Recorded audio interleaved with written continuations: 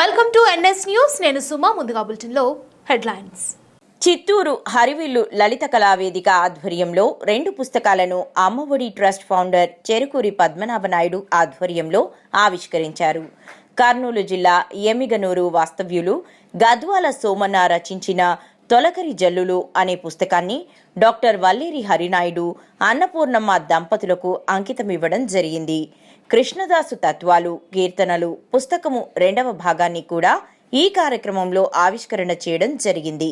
ఈ కార్యక్రమానికి వెల్లింటి భాస్కర్ రెడ్డి సభాధ్యక్షత వహించగా ముఖ్య అతిథులుగా కట్టమంచి బాలకృష్ణారెడ్డి, కృష్ణారెడ్డి, చంద్రశేఖర్ పిళ్ళై, నందకుమార్ రెడ్డి తదితరులు పాల్గొన్నారు.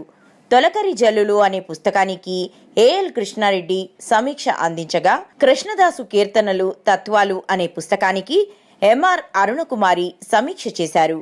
ఈ కార్యక్రమంలో ముఖ్య అతిథిగా పాల్గొన్న అమ్మఒడి ట్రస్ట్ ఫౌండర్ చెరుకూరి పద్మనాభనాయుడు ఈ కార్యక్రమానికి విచ్చేసిన అతిథులకు విందు భోజనం ఏర్పాటు చేశారు. తదుపరి అమ్మఒడి పద్మనాభనాయుడిని అక్కడికి విచ్చేసిన వారు అభినందించారు.